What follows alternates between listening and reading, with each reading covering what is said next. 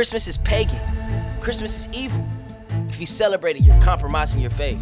Well, that's interesting. So either Christianity has been infiltrated for about 1700 years now, or we stopped checking our sources. Every December, the same argument, the same discourse comes right back up like Mariah Carey's All I Want for Christmas Is You, like...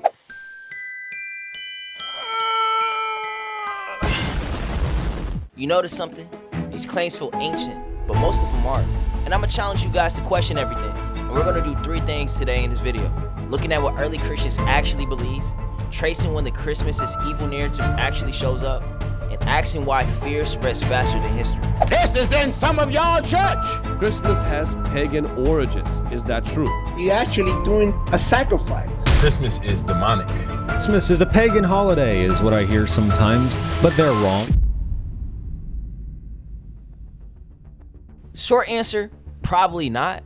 I don't think we really know for real. Long answer, scripture never tells us. And that wasn't a mistake. In Jewish culture, birthdays weren't spiritual milestones. They were often associated with kings, pride, and power. Early Christian focused on resurrections, not birth dates. By the 3rd and 4th century, Christianity isn't hiding anymore. Believers are asking a brand new question that wasn't asked before. How do we teach the incarnation to an entire empire? There was a long-held Jewish belief that prophets died on the same date that they were conceived, I guess.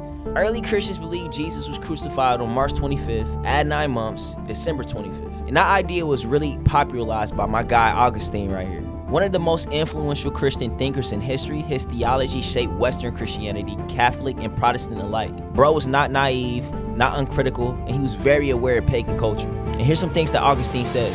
He believed that Jesus was conceived on March 25th and birthed on December 25th. He treats this as a symbolic theology, not a borrowed ritual. I bet you're like, who is this guy and why is he important? I'm gonna tell you why Augustine's kind of that guy.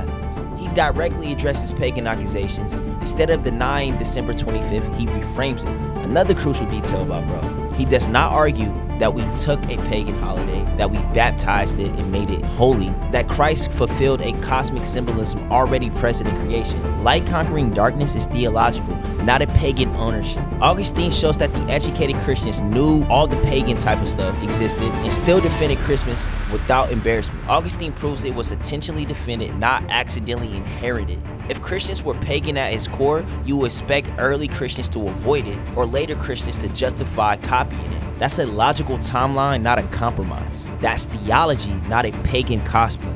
Now let's summon the final boss of Christmas arguments, Saturnalia. Yes, Saturnalia existed. Yes, it was in December. No, that doesn't end the conversation. Just wait and listen. Correlation doesn't equal causation. Saturnalia honored Saturn. It involved gambling, chaos, people getting drunk, and social role reversal, which we're gonna tap into later on. Man, the early Christians hated that stuff. Early Christians rejected a lot of pagan festivals. And for that, they were mocked for refusing Roman holidays, punished for not participating, seen as antisocial and thinking that they're better than everybody. Participating in Saturnalia would have been a public allegiance to the Roman gods at the time. And guess what? Early Christians during that time were literally getting killed for doing the opposite. It doesn't even make sense. December doesn't equal plagiarism. Winter festivals existed forever. They existed in Rome, Persia, Scandinavia, China. Because winter is dark, cold, and depressing, humans gravitate towards light and celebration when the world feels dead. This is just basic logic, not a conspiracy. We got heat now. They didn't have that back in the day, gang.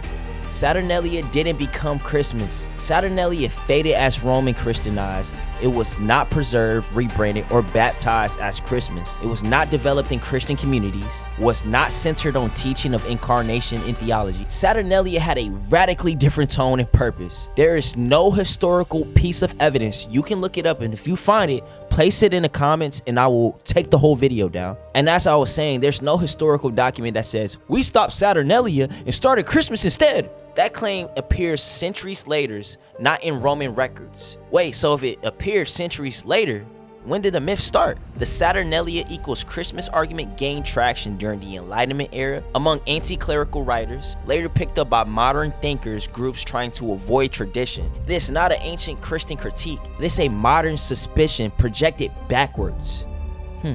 Christians were persecuted specifically because they refused pagan holidays and festivals. So the idea that they secretly merged the Saturn joint into the church life, requires believing that the early martyrs of Christianity suddenly got sneaky and was like, yeah, this thing that I'm getting killed for, and I just watched my homeboy die for believing, no, I'm finna just make this evil, make all their deaths in vain and my death as well. Like, that doesn't make no sense, gang. So seeing that this wasn't in any part of our history, when did Christmas become evil? Here's a twist nobody tells you.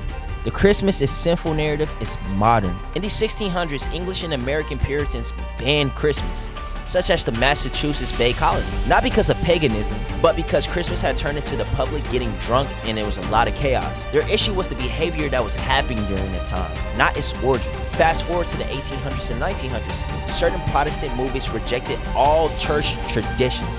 If scripture doesn't explicitly command it, it's suspicious. Over time, suspicion became fear. Fear becomes doctrine. But Bash, Jeremiah 10 explicitly talks about why this is horrible and why we shouldn't do it. This verse gets quoted every year like it's a cheat code or something. But Jeremiah isn't describing decorations. He's describing idol manufacturing, carving wood, covering it with silver and gold, bowing down to it. Jeremiah 10 is a prophetic critique of idolatry, period. Jeremiah is warning Israel not to copy the religious practices of the surrounding nations, make physical idols and trust them instead of God. This chapter is not about holidays. It's not about decorations, trees in your living room, December, Christmas. It's about false gods and idolatry. The passage that people tend to quote, do not learn the way of the nations, worked with the axe and by the hands of craftsmen. They decorated with silver and gold. They fastened it with hammer and nails, and it cannot move. Sounds spooky at first glance, right? And that's why it gets traction. And to be honest with you, if I was just reading and glancing over it without understanding the context, I would think the same thing. But guess what? Almost like in everything in life, context matters. What was Jeremiah actually describing? Jeremiah is describing idol manufacturing step by step. You cut the tree down, you carve by a craftsman, shaped into an object. It is overlaid with precious metals. It's set up right. People fear it and bow down to it. Later verses also say how these idols cannot speak, they cannot walk, they cannot save. That is not a Christmas tree. They're talking about statues, gang. It's like, what the? But Carlton, but Bats, it's so similar. I'll tell you why this isn't about Christmas trees. It's not carved into an image of a god. I ain't never prayed to no tree. I've never believed that the tree had power to change my situation and circumstance. I don't know about y'all. I've never been scared of a tree. I do not fear it. I've not seen anyone in my circles, family, worship the tree, bow at the tree. Jeremiah's entire concern is worship, not decoration. If Jeremiah were alive today, his issue wouldn't be the pine needles. It would be people trusting objects, money, and systems more than God. That's the problem. Okay, Bass, I hear what you're saying. So why do so many people connect it to Christmas? I got you. The connection shows up in the 19th/20th century among groups rejecting all tradition. As a part of a broader anything not commanded is forbidding mindset, it is not an ancient interpretation. No early Jewish or Christian commentator reads Jeremiah 10 as a holiday warning. Like, come on. That alone should raise an eyebrow. And I got one more thing to say about that. If your tree is talking back to you when you bend down to get a present, gang, you got a bigger problem. Get a priest. Throw some holy water on your house. You got a whole different issue, gang. I'm a fair guy. So to be fair, some Christians avoid Christmas out of sincere conviction, and that's valid. They want purity and not compromise.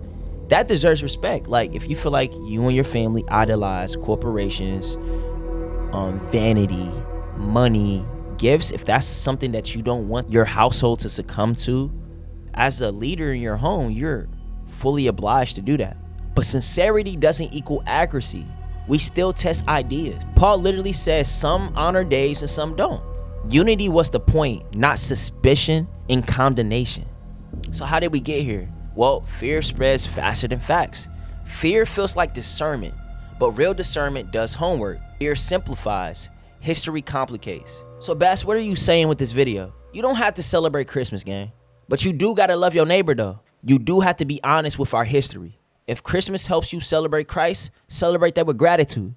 If it doesn't, guess what? Don't. But calling it evil without understanding its origins, that's fear dressed up as faith. If this challenged you, like the video. If you disagree, comment with the sources in the comments and I'm gonna read every single one of them. If you learned something new, send this to the group chat that argues about Christmas every single freaking December. I'm tired of seeing the freaking video of my. Alright, I'm good though. But hey, man, it's your boy Bats. A lot of content coming out soon. I appreciate y'all watching the video. Stay tuned.